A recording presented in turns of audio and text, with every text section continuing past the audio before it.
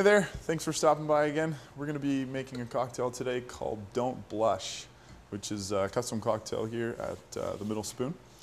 Basically what I wanted to do is make some sort of a cocktail with a single malt whiskey that's going to be palatable. We don't want that scotch to be too overbearing, too overpowering. So we're going to add a little bit of citrus, kind of a house mixture of bitters, and some grapefruit liqueur, which is a really neat effect. So we're going to start off with our citrus. We're going to do ½ ounce of freshly squeezed grapefruit juice, followed by ½ ounce of fresh lemon juice. And we're going to add a little bit of a sweetener. So for that, we're going to use, this is a rose petal and dried hibiscus simple syrup. So if you're at home and you're trying to redo this cocktail, what you can do is sub in any sort of grenadine. I would recommend making a homemade grenadine instead of a store-bought grenadine. There's some pretty wacky chemicals in those store-bought grenadines. So what we've got here, again, rose petal and hibiscus. We're going to add ½ ounce. And move on to our bitters. So what we're going to add in here is a mixture of mint bitters, Angostura bitters, and a little bit of absinthe, actually. So what that's going to do is give a little bit of depth and complexity to this cocktail. There's a very interesting flavor to add in here. So what we're going to do is add about 10 drops, which is the equivalent to about 2 dashes.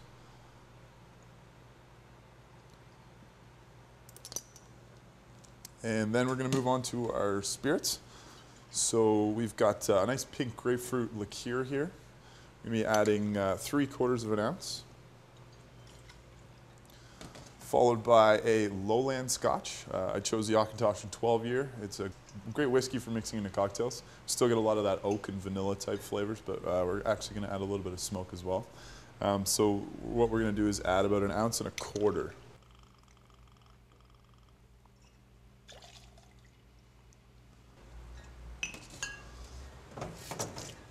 So our last ingredient, we're going to add in just the white of an egg. And what this is going to allow us to do is create a really nice espuma layer on the top of this cocktail.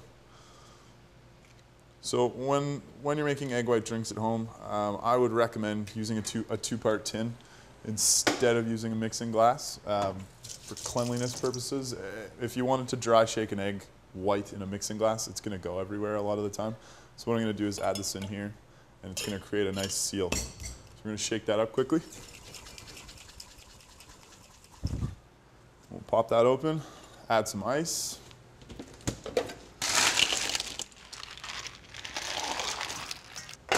And give her another shake. So with these egg white drinks, you really want to shake them hard so that we get a nice froth. We really want to emulsify that egg white. So we're going to give it a nice shake here.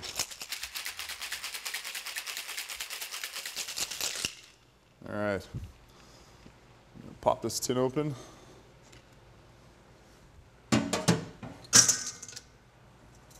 And double strain into our chilled coupe glass.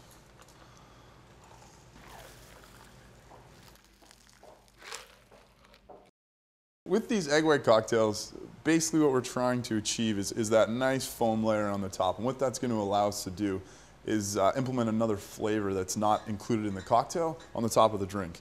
So what we're going to do today is add a little bit of a blossom water. So what we've got is an orange flower water. So we're going to add that to the top. Just a couple drops. This is very potent stuff. So I've got about 3 drops there. And what we're also going to add on there is some rosemary. This is totally optional, of course. We've got the rosemary on top. We've also got the orange flower water. What I'm going to do is just lightly burn the rosemary. Nice blowtorch here. And what that's going to do is create a very, very nice aroma coming off the top of that cocktail. Thanks for stopping by. We'll be sure to see you again next time. Don't blush.